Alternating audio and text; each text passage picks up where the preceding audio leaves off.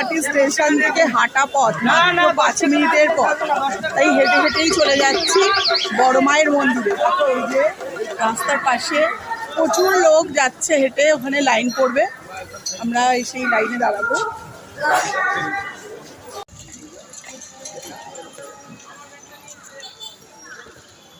Naihati station থেকে বড় মায়ের মন্দির যেতে মাত্র 5 মিনিট সময় লাগে। ডালা কিনছি, অনেক বড় লাইন। আজকে আমরা পুজো দিতে এসেছি, এখান থেকে ডালা কিনছি আমরা, মা পুজো দেবে।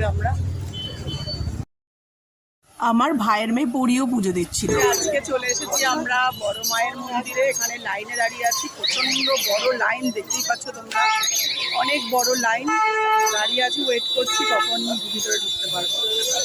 এই যে আমরা এখন এত বড় লাইনে দাঁড়িয়ে আছি, অনেক লোকের ভিড়। আজকে সানডে বলেই হয়তো এত লোকের ভিড়। ঠিক 4টের সময় বড় মায়ের গেটটা ওপেন হলো। মনে হচ্ছিল চুপ করে এই ঠাকুরের সামনে বসে থাকি, কিন্তু পুলিশরা কিছুতেই দাঁড়াতে দিচ্ছিল না। হয়ে গেলে বলছিল পুজো হয়ে গেলে চলে যান। তাই ঠাকুরের এই সুন্দর মুখখানা ক্যামেরায় ধরে রাখতে চাইছিলাম।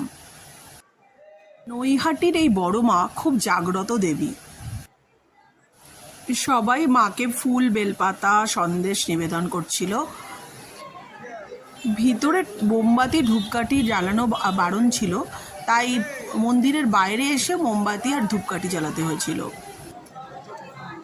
আমরা বেশ ভালো করে পুজো দিলাম। এবার পুজো দিয়ে আবার যাচ্ছি স্টেশনে, এবার বাড়ি ফেরার পালা। আর তোমরা যদি কেউ এখানে আসতে চাও, আমি তোমাদের বলবো নৈহাটি স্টেশন থেকে মাত্র 5 মিনিটের হাঁটা পথ, ইজিলি আসতে পারো।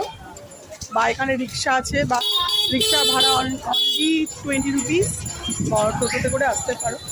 আমরা তো হেঁটেই চলে এলাম একদম সামনে, ভালো করে ভক্তি করে পুজো দিলাম, সেটাই ভালো লাগলো। আজকের দিনটা বেশ ভালো লাগলো, এত কষ্ট করে যে আমরা এসেছি অত দূর থেকে, তাই খুব ভালো লাগলো।